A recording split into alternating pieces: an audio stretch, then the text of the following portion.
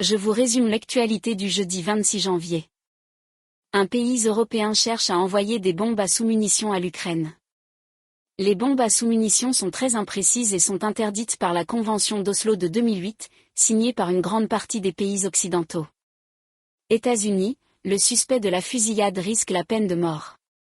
Xianli Zhao, âgé de 67 ans, est suspecte d'être l'auteur des attaques dans 2 fermes près de San Francisco, qui ont tué 7 personnes.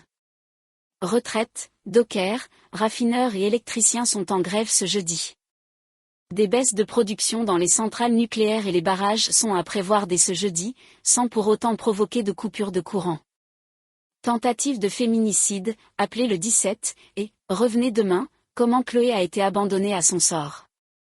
Île-de-France, le sentiment d'insécurité touche davantage les femmes, la Seine-et-Marne. États-Unis, Donald Trump va pouvoir revenir sur Facebook et Instagram. Après 2 ans, la suspension des comptes de l'ancien président américain va être levée dans les prochaines semaines, annonce Meta. Incendie mortel à Courchevel en 2019, le suspect interpellé en Espagne. Météo, de la neige attendue dans le nord ce jeudi.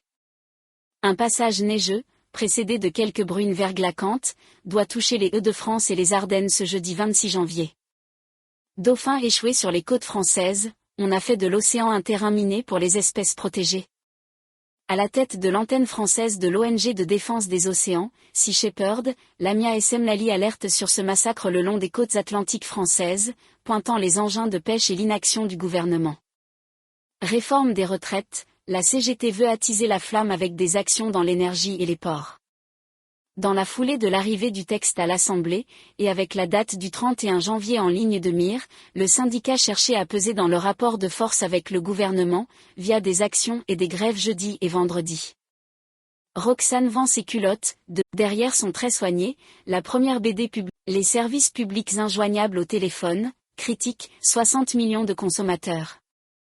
L'enquête menée en lien avec la défenseur des droits met en évidence les nombreux coups de fil passés aux services publics laissés sans réponse. C'est l'assurance maladie qui est la plus dure à joindre. Le père de Novak Djokovic filmé en compagnie de supporters pro-russes à l'Open d'Australie. À l'issue du quart de finale remporté mercredi soir par son fils face au Russe Rublev, le père du joueur serbe apparaît dans une vidéo en compagnie de fans arborant le drapeau de Vladimir Poutine.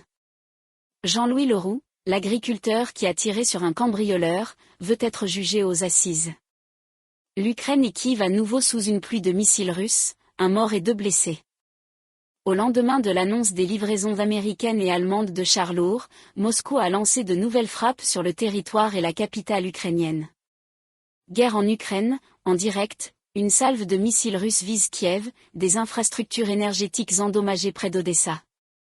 Les autorités ukrainiennes ont annoncé jeudi que les défenses antiaériennes avaient abattu 24 drones et intercepté, plus de 15, projectiles tirés sur la capitale par la Russie. Cette nouvelle attaque survient quelques heures après l'annonce par l'Allemagne et les États-Unis de la fourniture de chars d'assaut à l'Ukraine.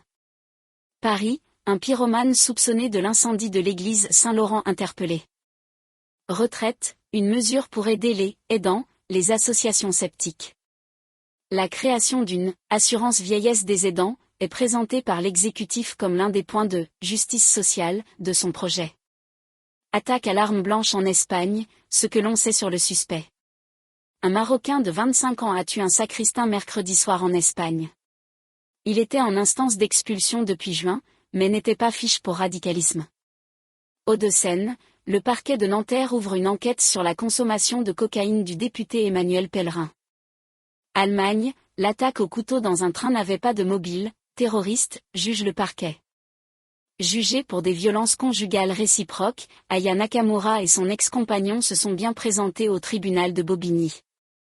Crise au PS, l'heure n'est ni à un nouveau vote, ni aux conciliabules infinis, écrit Olivier Faure aux militants. Le premier secrétaire du Parti socialiste a envoyé une lettre ce jeudi aux adhérents et se dit « ouvert à une animation collégiale » après la contestation de sa victoire par Nicolas Mayer-Rossignol. Catastrophe naturelle, en France, une facture à 10 milliards d'euros en 2022. Marquée par de multiples dégâts causés par l'accélération du dérèglement climatique, l'année 2022 est la pire depuis les tempêtes de 1999, selon la présidente de France Assureurs, et les dédommagements devraient coûter 140 milliards dans les 30 prochaines années. Église en Espagne, ce que l'on sait de l'attaque meurtrière à Al Jazeera. Carnaval de Nice, les chars se convertissent à l'électrique. Pour la première fois, 2 chars du Carnaval de Nice vont passer à l'électrique.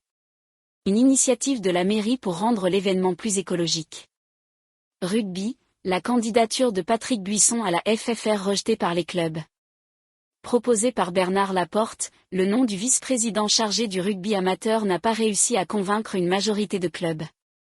Il a été rejeté à hauteur de 51,06%. Un pont aérien de soignants créé pour soutenir la Nièvre, désert médical. Un premier pont aérien de soignants a été établi jeudi entre la Nièvre et Dijon. 8 médecins, avec des spécialités différentes, arrivent à Nevers.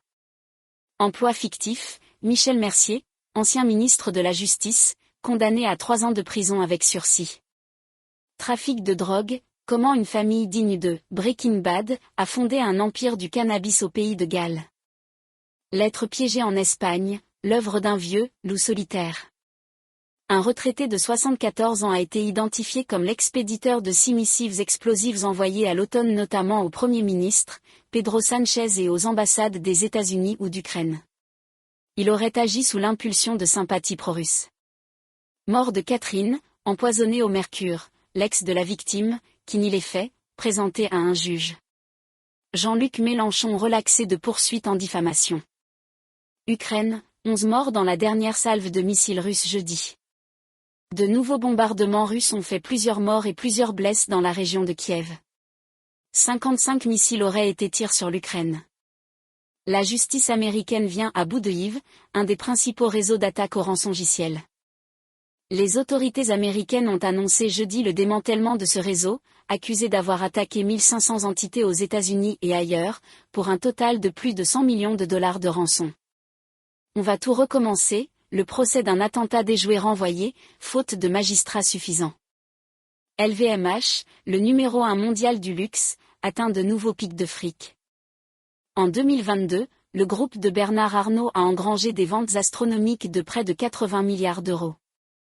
Critiqué, le multimilliardaire a taclé les Français en affirmant qu'ils n'y connaissent rien en économie. Elle proposait de nager avec les dauphins pour 300 €, 3 entreprises de Côte d'Azur condamnées. Nigeria, une mystérieuse explosion fait au moins 40 morts. Pour ne rien manquer de l'actualité quotidienne, abonnez-vous à ma chaîne.